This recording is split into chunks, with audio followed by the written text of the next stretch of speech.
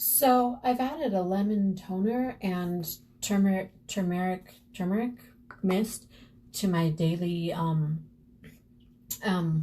cleansing regimen, and I actually really like it. I think it's working pretty well so far. Let me knock on wood as I say that, because I feel like sometimes I'll think something is working and then my skin's like, ha, psych, you're not gonna work anymore. Um, but anyway, hope that keeps working. And hi friends, how are you today? Hope everyone is doing well. Happy Friday. I don't know about anybody else, but I feel like I'm kind of dragging today. I don't know why. Just a little tired, I guess. But I also don't know if this green stuff works other than to make me look splotchy, but whatever. We'll see. Anyway, so a little bit of a warning about today. It's a little bit, I reference some violent things a little bit. I'm not going to get real graphic, there we go, but prostitution, murder, and some violent attacks are mentioned. So there you go. There's your warning. All right. So, Robert Stroud. Who has heard of Robert Stroud? If you don't think you have, you might have. If you have ever heard of or seen the movie The Birdman of Alcatraz. I've seen it, and it's been many, many years ago. But I remember I felt kind of bad for him in the movie. He just seemed like kind of a mild-mannered guy who just wanted to raise his birds. Well, was that the truth though? I don't feel like he was all that mild-mannered. And I'll tell you why. So, Robert Franklin Stroud was born 1870. Hold on, I'll get you the exact date. He was born, just kidding. He was born January 28th, 1890 in Seattle, Washington, to Elizabeth, Jane, and Benjamin Franklin Stroud. He was the oldest son of them, and Elizabeth had two daughters from a previous marriage. Well, Stroud's father was an abusive alcoholic, and at the age of 13, he ran away from home. And by the age of 18, he found himself in Cordova, Alaska, where he became a pimp. And he met 36-year-old Kitty O'Brien there, who was a prostitute and a dance hall girl. And I believe he was living with her. It said, I read that he was living with a dance hall girl. It didn't say her name, but I believe that's who he was living with. He was also pimping her out, and he got into in 1909, while he was at work, an acquaintance of theirs, a bartender, F.K. Charlie Von Dahmer, got into an altercation with Kitty because he refused to pay for her services, and ended up beating her and taking a locket of hers that contained a picture of her daughter. Well, when Stroud got home and heard about this, he got into an altercation with Von Dahmer, where he beat him unconscious and shot him to death. He killed him. And then took his wallet so that he and Kitty could have compensation for the services rendered. Then he went and turned himself and the gun into the police station. So, there's that, I guess. In 1911, he was tried and sentenced for manslaughter, and went to... Oh, and the date that this attack happened was January 18th, 1909, if I didn't already say that. He was... Just kidding. He was found guilty of manslaughter on August 23rd of 1909 and sentenced to 12 years in the penitentiary McNeil, on McNeil Island. As Alaska was a territory without its own judiciary system, he was, it was taken care of by the federal system. So he went to prison, and he was known as Prisoner 1853, and he was one of the most violent prisoners at McNeil Island. So much for being a mild-mannered birdman, huh? He frequently feuded with staff, fellow inmates. He stabbed a fellow inmate who reported him for stealing food from from the kitchen. He also stabbed an orderly who reported him for trying to get morphine through intimidation and threats.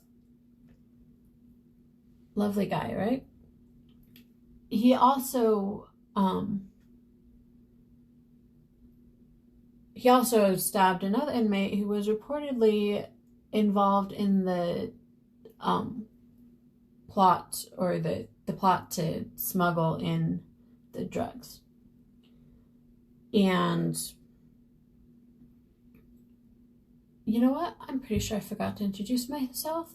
Hi, if this is the first time you're watching, my name is Lisbeth, and I do my makeup while I tell stories about things that I'm interested in. I am completely self-taught. So this is just, it gives me something to do while I'm telling stories. And this is just how I like to do my makeup. Anyways, back to what I was saying. So on September 5th of 1912, Stroud was sentenced to an additional 6 months for the attacks on these other prisoners and the orderly. And he was transferred from McNeil Island to Leavenworth Prison in Kansas. And on March 26th, 1916, Stroud was reprimanded by a cafeteria guard named Andrew F. Turner for a minor rule violation. Stroud didn't like this, and so he stabbed him in the heart with a 6-inch shiv in front of 1,100 other prisoners. Yeah. He was convicted of first-degree murder for this attack and was sentenced to hanging. He was sentenced to death by hanging. Well, his mother really petitioned for him not to be hung, and wrote a letter to President, I believe it was Kennedy. Nope, Woodrow Wilson. Just kidding. Who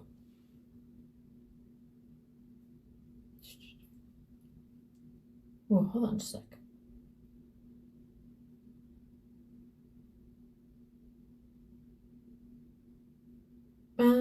Anyway. So she wrote to President Woodrow Wilson about her son's conviction, and he eventually commuted it to life in prison.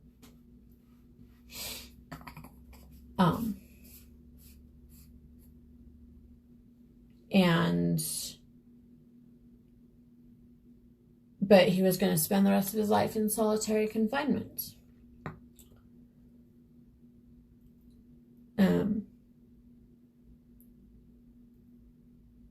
So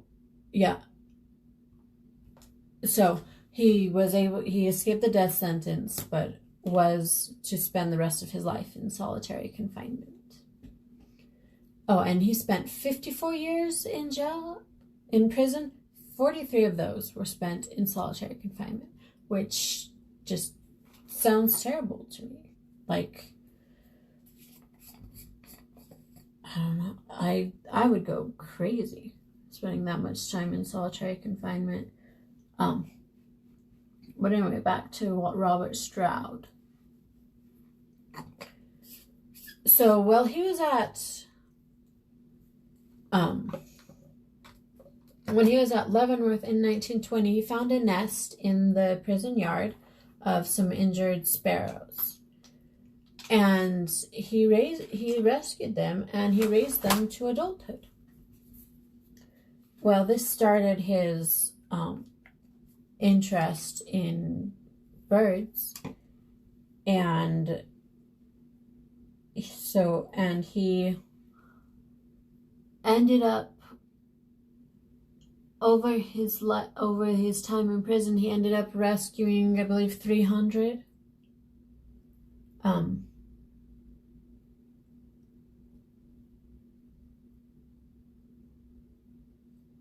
Oh, hold on just a sec. In prison, apparently sometimes prisoners were allowed to buy canaries. And he started to add to his collection, and I believe he had over 300 in his lifetime. While he was in prison, Stroud was also able to take some college courses and became quite educated. He, I really need to stop saying that. Sorry. And I say it again. Anyways, so Stroud became quite educated and he started caring for these birds, and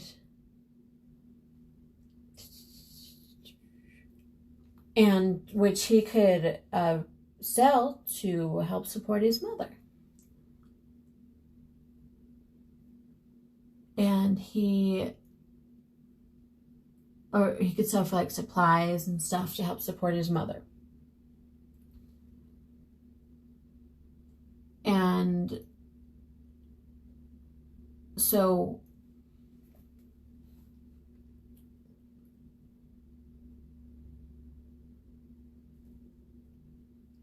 to build his first bird cage, he built his head out of wooden crates, which he used a razor blade and nails for tools.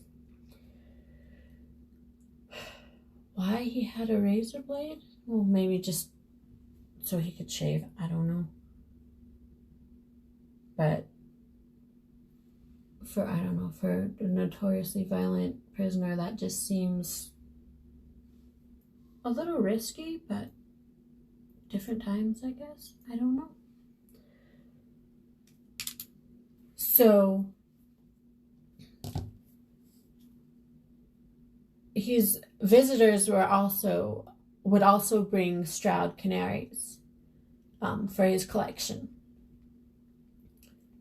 And over the years, he raised nearly 300 canaries and wrote 2 books.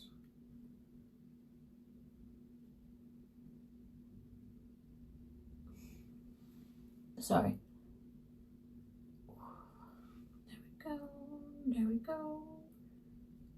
go.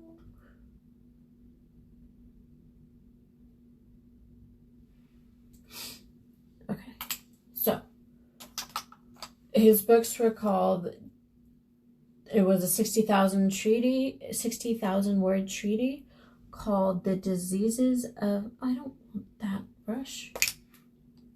Sorry. Called The Diseases of Canaries, which was published in 1933, and it was smuggled out of prison for him to be published. And a later edition was published in 1943 called Stroud's Digest on the Diseases of Birds, which contained updated information about the birds.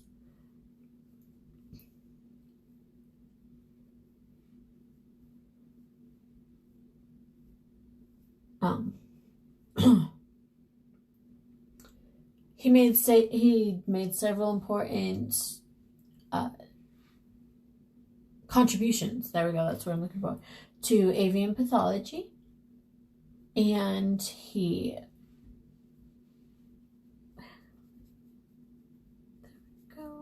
There we go.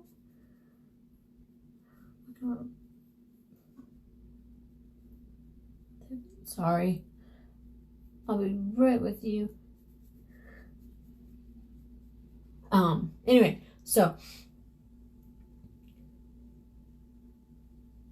he gained respect and some degree of sympathy for people who were in the bird-loving field.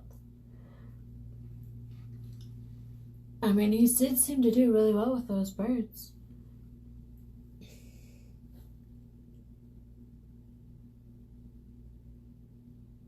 But his bird-loving activities did create problems for the prison management, because I guess every letter that he received had to be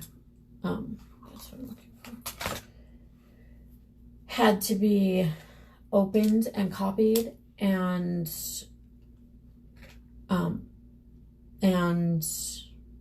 had to be read, copied, and approved before he got it. And this alone pretty much made him had a full-time secretary doing this. He got so many letters and stuff that it required a full-time secretary to do this. So, and most of the time his birds were permitted to fly freely in his cell. And because of the great number of birds he kept, his cell was filthy. Which, I mean, think about it. You have a whole bunch of birds flying around it anywhere, it's going to be filthy. Especially if it's not getting cleaned regularly and they're not in cages.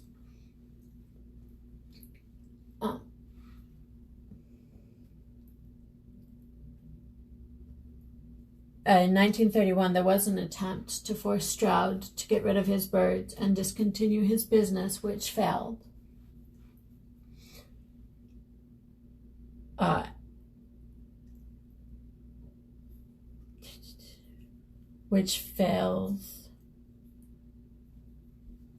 After Stroud and one of his correspondents named Delia Mae Jones made his story known to newspapers and magazines. And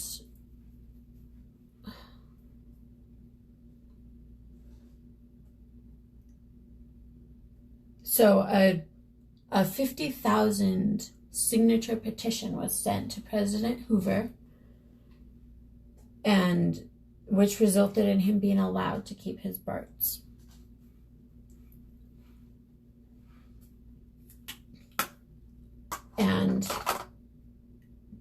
And despite overcrowding, he was given a second cell in which to keep these birds more comfortably.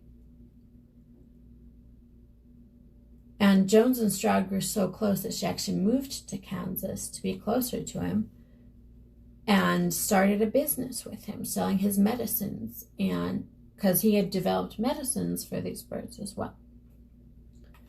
I've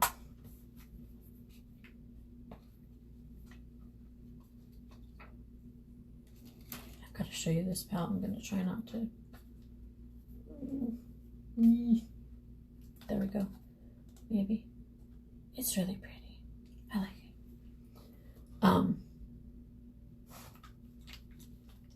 Anyway, so that's not what I want. Nope. Yep. So he was.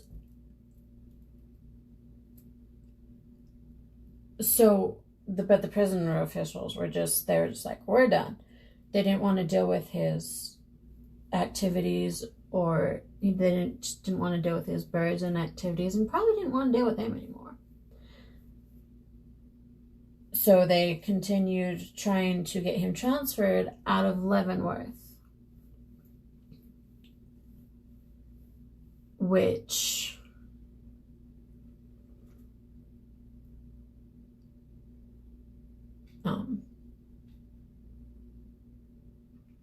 apparently there was a law that forbade married prisoners from being transferred in Kansas.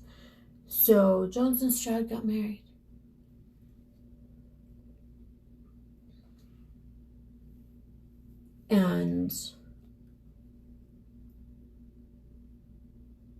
Or he married her by proxy,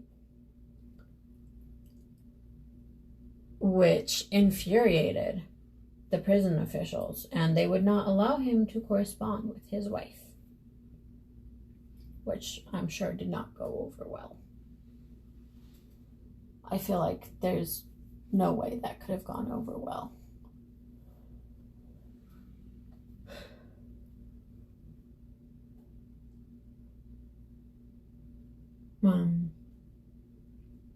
His mother was also not happy about this marriage. In fact, says she was incensed. And they had had a strong relationship before. But after he got married,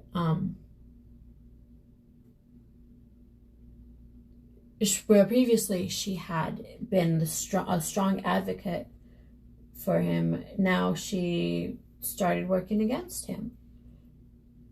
And try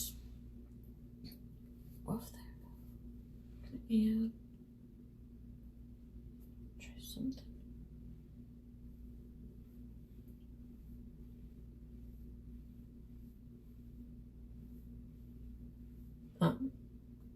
Sorry, just experimenting a little bit here. I think I like this side better than the other side.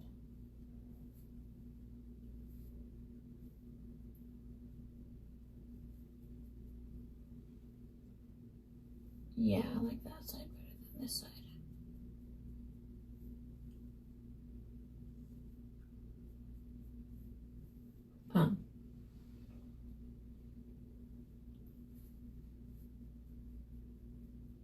But anyway, so his mom was working against him. But she died she moved away from Leavenworth and refused any further contact with her son. When she passed away in 1937.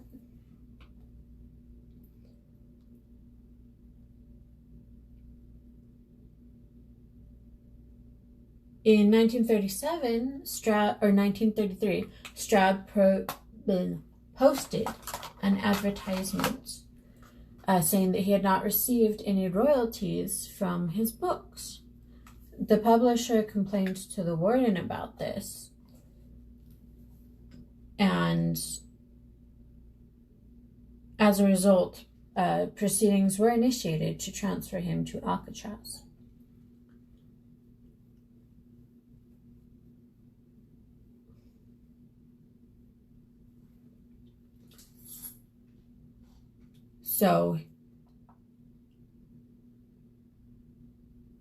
But in the end, Stroud was able but he would not be permitted to keep his birds in Alcatraz. But in the end, he was able to keep both his birds and canary selling business at Leavenworth.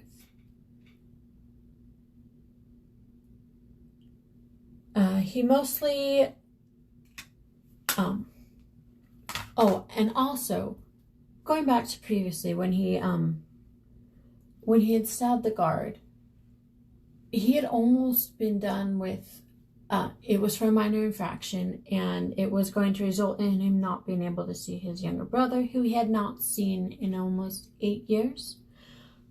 Well, Stroud was almost done with he had almost been done with his time at this point when he stabbed the guard, but due to that, the more time and the life imprisonment was that. So that was unfortunate timing for him. What was I going to do? That was what I was going to do. So,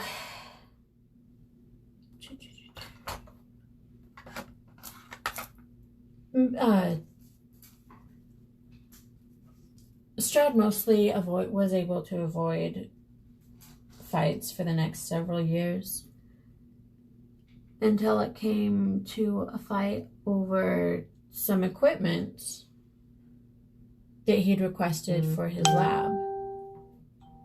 But which apparently his lab was being used as a home distillery. So he was doing some stuff he should not have been doing with that lab. And so, citing his dangerous tendencies, the what's the word I'm looking for? The administration, there we go, of Leavenworth was finally able to have him transferred to Alcatraz.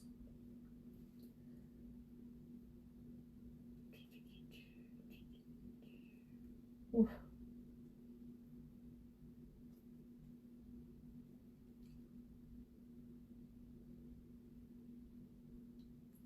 I don't know if this is going to turn out exactly how I pictured.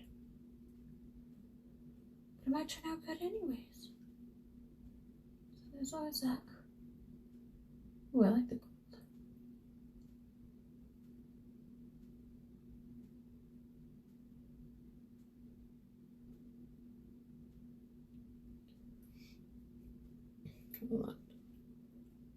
Hold on.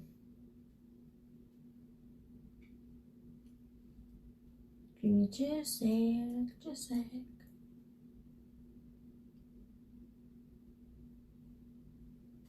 Do we like it? Do we like it? Not bad. Ah, I forgot to do it under my eyes. I was gonna do it under my eyes. Oh well. Anyways, so if I stop yelling at myself. So in Alcatraz, Stroud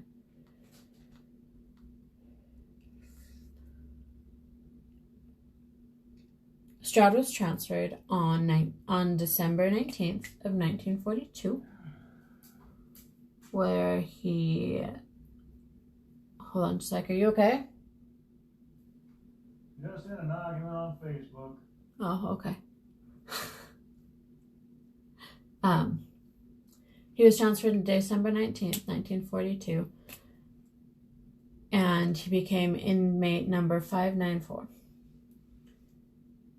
He was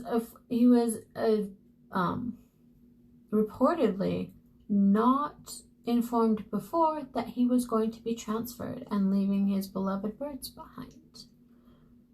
Which, you know, that would upset me.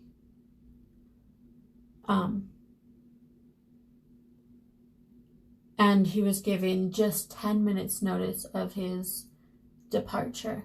His birds and equipment were sent to his brother, who lived just, due to Alcatraz's strict policies.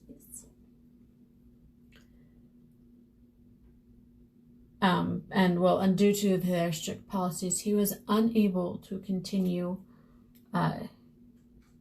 raising his birds.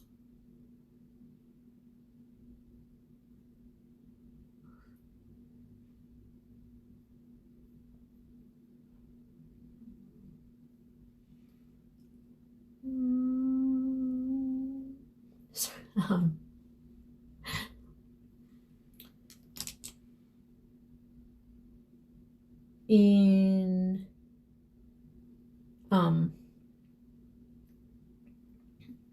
little bit, a little here, a little here. Get some of those lines worked out.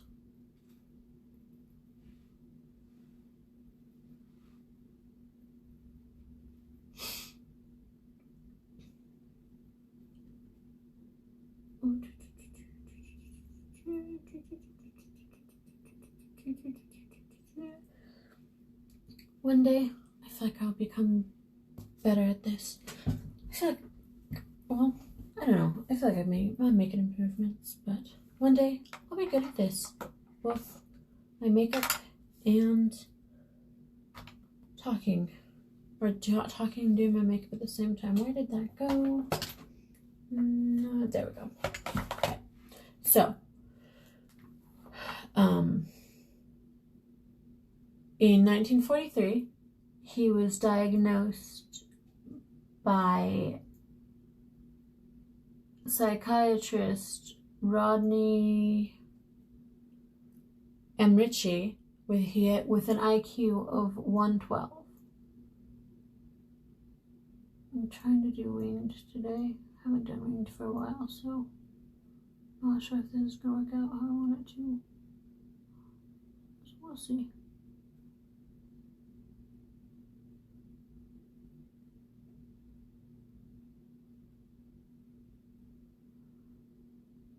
Actually, that's not terrible.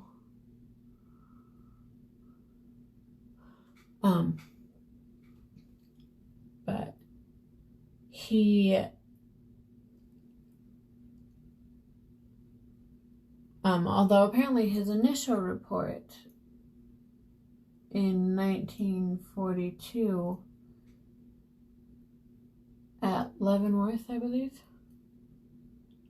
or based on Leavenworth, states he had an IQ of 116.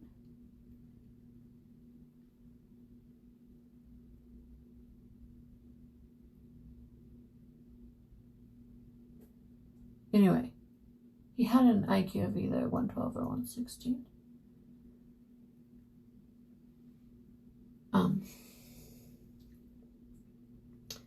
And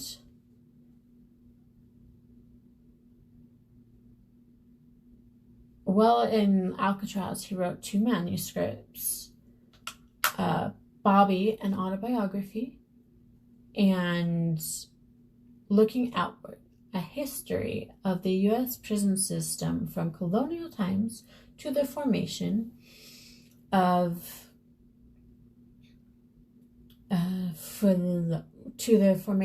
the Bureau of Prisons. And a judge ruled that Stroud had the right to keep the manuscripts, but upheld the warden's decision that he was not allowed to publish them, or to ban the publication.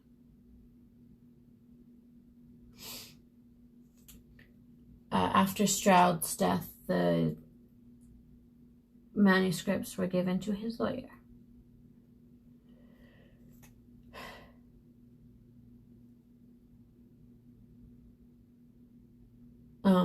So while he was at Alcatraz, there were rumors that he was homosexual, and whenever he was around anybody,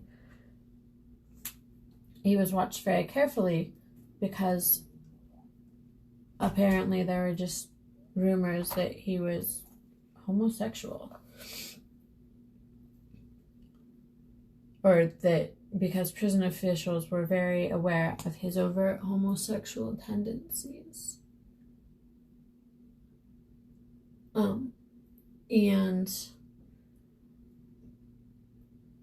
But as he was in solitary confinement, he was very rarely around other people.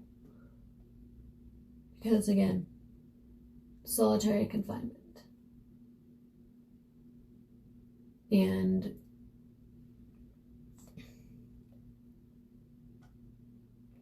he spent 17 years at Alcatraz prison, and in those 17 years he was allowed to access the prison library, and he began studying law.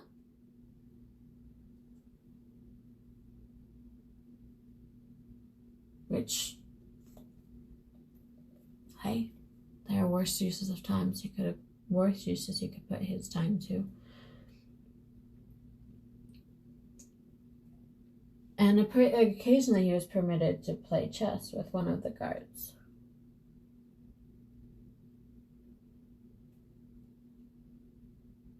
Sorry, I know that's attractive, but it's really hard to put on mascara without, or it's really hard for me to put on mascara without opening my mouth like this. I think it's just the way I've always done it.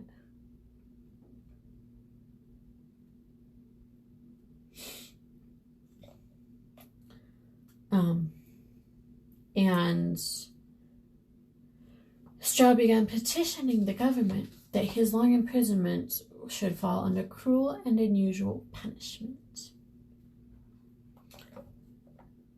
Also, while he was in prison, Stroud developed depression and attempted to commit suicide multiple times. And in 1959, his health began failing, and when his health began failing, he was transferred to the Medical Center for Federal Prisoners in Springfield, Missouri. He was still petitioning to be released. However, his attempts were unsuccessful. I'm gonna do my lips real quick, and I'll be right back. Did you correct whoever was wrong on Facebook? Yeah, all right, let me see it. Hold on, recording.